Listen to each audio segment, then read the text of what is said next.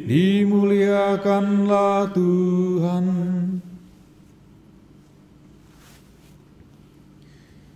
Sekali peristiwa, Yesus menyingkir ke Danau Galilea bersama murid-muridnya, dan banyak orang dari Galilea mengikuti dia. Juga dari Yudea, dari Yerusalem, dari Idumea, dan dari seberang Yordan, dan dari daerah Tirus serta Sidon, datanglah banyak orang kepadanya. Sesudah mereka mendengar segala yang dilakukannya. Karena orang banyak itu, Yesus menyuruh murid-muridnya menyediakan sebuah perahu baginya, jangan sampai ia terhimpit oleh mereka. Sebab Yesus menyembuhkan banyak orang, sehingga semua penderita penyakit berdesak-desak ingin dijamah olehnya. Bila mana roh-roh jahat melihat Yesus, mereka jatuh tersungkur di hadapannya dan berteriak, "Engkaulah Anak Allah." Tetapi dengan keras Yesus melarang mereka memberitahukan siapa Dia. Demikianlah Injil Tuhan. Terpujilah Kristus.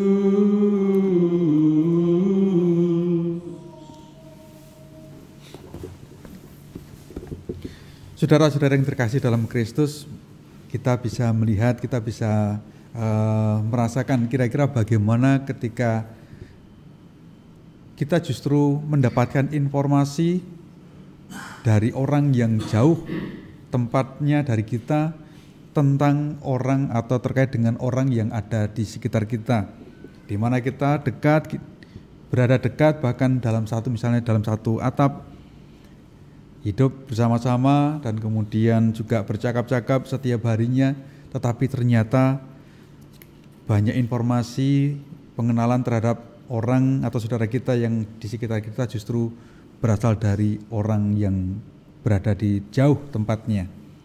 Atau mungkin juga misalnya di dalam satu karya di parokial misalnya, romo paroki malah justru tidak tahu apa yang terjadi di parokinya, justru kemudian diberitahu oleh orang lain yang bahkan mungkin jauh tempatnya. Maka tentu saja kita akan merasa, ya mungkin ada heran, merasa kecewa, tetapi mungkin juga ada yang merasa seperti tidak dianggap, begitulah. Apakah memang demikian yang terjadi, bahwa kita kurang mempunyai ketanggapan, atau kita kurang mempunyai perhatian, atau mungkin memang ada orang-orang di sekitar kita yang memang justru begitu rapi, begitu bagusnya menutupi hal itu, kita juga tidak tahu. Nah, saudara-saudara yang terkasih, bahwa hari ini kita juga diajak untuk juga merenungkan dalam bacaan Injil hari ini terutama, bahwa banyak orang itu berbondong-bondong ingin ikut atau ingin bertemu dengan Yesus. Tentu saja mereka mempunyai motivasi, mempunyai harapan, mempunyai tujuan, yang juga bahkan kita bisa mengatakan tidak semuanya itu bahwa mereka itu datang itu dengan suatu harapan, ingin bisa mengenal dan juga percaya bahwa Dia adalah Tuhan. Kalau kita mendengarkan dalam bacaan Injil tadi, mereka berbondong-bondong ingin ketemu dengan Yesus, mengikuti Yesus, karena mereka mendengar segala yang dilakukannya. Apa yang dilakukan Yesus rupa-rupanya cepat juga tersebar di kalangan banyak masyarakat, banyak orang. Dan juga mereka mempunyai satu harapan bahwa terutama bagi mereka atau sanak saudara mereka yang sakit, mereka mempunyai harapan bahwa mereka itu disembuhkan, sanak saudaranya disembuhkan oleh Yesus.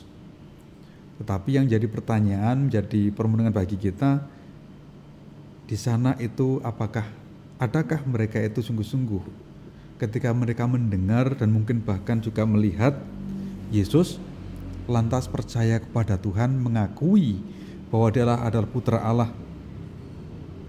Yang kita temukan dalam Injil yang tadi kita dengarkan, justru ungkapan